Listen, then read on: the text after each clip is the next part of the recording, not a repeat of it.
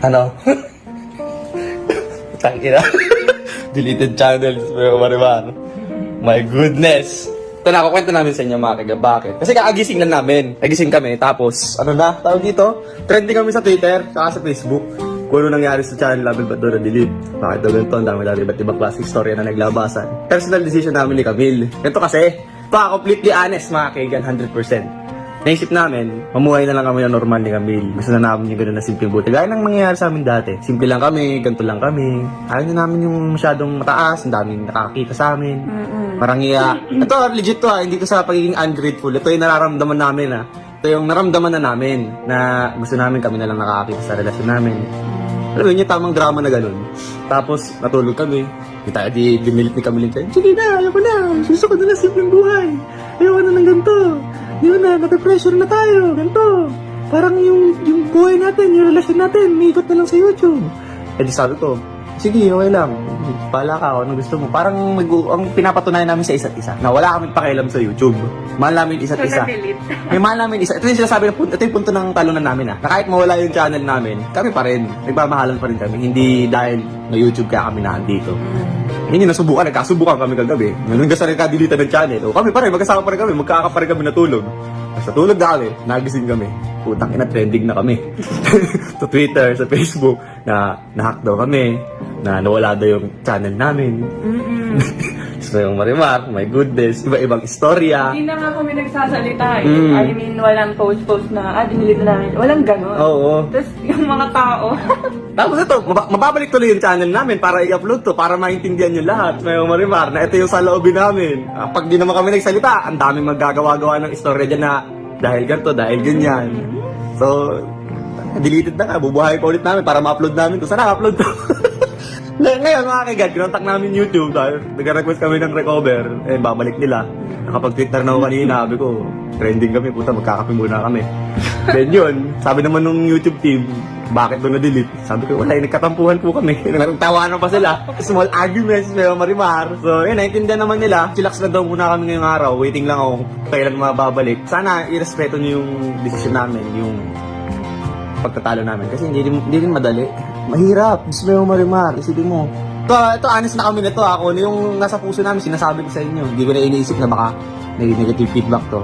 Ito, nagaling sa puso namin to na ang hirap ng nasa taas. Legit. Hindi sa nagmamataas kami Legit. 12 million subscriber. Ang hirap i-sustain ng channel na to na dalawang utak lang. Kami dalawa lang. Di ba? Hindi na namin alam gagawin namin. Parang gusto lang namin mamuhay ng simple pero may obligasyon kami kailangan gawin. May kailangan kaming punan. Yun yung nasa isip namin na tingin ng ibang tao, nag-i-stick lang kami sa isa't isa dahil sa YouTube channel. May mga interview kaming na dinagdaanan, tapos yun yung mga tanong. Totoo ba yung relasyon nyo?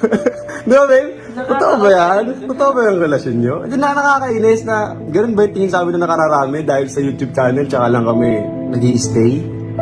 Kaya lang kami nagmamahalan. Pero ang dami namin pinagdaanan nung wala pa tong channel namin na to. Yung tipong hatid ko siya sa bus. Nakaupo na siya sa bus, uwi na siya sa Nueva Ecija. Sa sobrang mahal sa akin ni Camille, bababa pa yan ng bus ulit pagkakapag. Hindi ko kaya! Hindi ko kaya! Tapos pag nahimasmasan kami ng drama, tangina babe, sayang yung bus.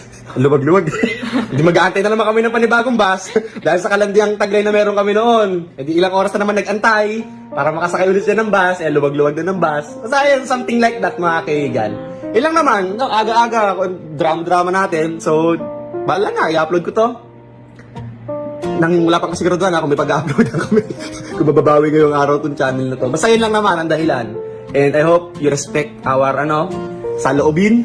And alam ko, naiintindihan kami ng marami dito. And marami ding hindi nakakaintindi, pero okay lang, balanse lang yun sa buhay. And yun lang naman. So yun mga Lods, nabalitaan namin, hindi na to talaga bababalik.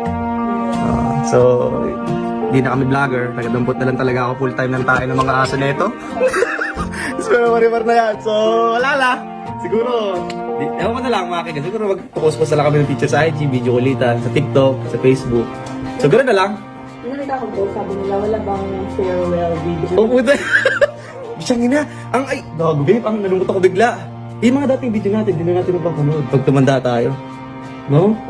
Sayang! Nalulungkot pala ako. Nalulungkot ako kasi yung memories. Pero yung the fact na may alis namin sa pangalan namin na nag-i-stick lang kami dahil may YouTube. Sarap sa pakiramdam. Oo. Eh, yun yung parang ang pakiramdam namin. Tangina, sabi sa inyo eh.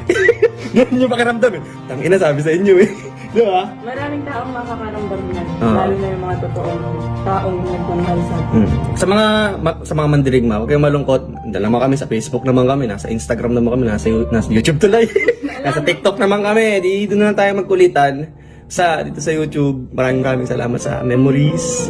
Tangin na nag-farewell bigla. Maraming salamat sa memories, sa good times na binigay niya sa amin. Wala na, deleted. Maraming salamat talaga. Hindi to sa nagiging ungrateful kami o kung ano. Ito one step level up para sa relasyon namin. Kaya healthy ng relasyon naming dalawa. Dahil ayaw na talaga namin yung sinasabihan kami dahil isasama lang kami dahil sa YouTube. And sa paulit-ulit na naririnig namin yun, pumapasok na sa isip namin. Nagkakatanungan lang kami. Dahil lang ba sa YouTube? Dahil tayo na andito, lumalaban tayo sa relasyon namin dahil sa YouTube.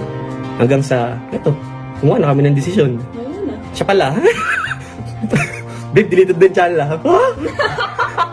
Without my consent? Ha? Pinatutunayan namin sa video na to. Na sana i-respeto at galang nyo. And sana maging masaya kayo para sa relasyon namin. Kasi para sa ikaya healthy pa namin to. Oo. At ikagaganda ng relasyon namin, pagmamahalan namin. Yung pinindot ko yung delete channel.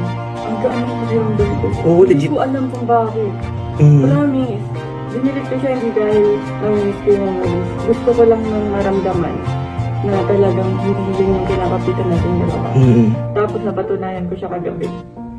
Kasi hindi ko Babe, na nagkwento guys. Deleted na yung channel. Maiiyak. Ha? Okay ka dyan. Ilang laban. Alam ko naintindihan nyo ako. Maraming salamat ulit sa inyo. And yun lang. Maraming salamat. Yun ang masasabi ko sa inyo dahil binago nyo buhay namin ni Camille. And this time, kailangan na namin mag-focus sa relasyon namin dahil gusto talaga namin ng forever mga kaigan. Legit. Gusto talaga namin ng forever. At kung isa ito sa step ng ikapo forever ng relasyon namin, hindi kami magdadalawang isip mga kaigan.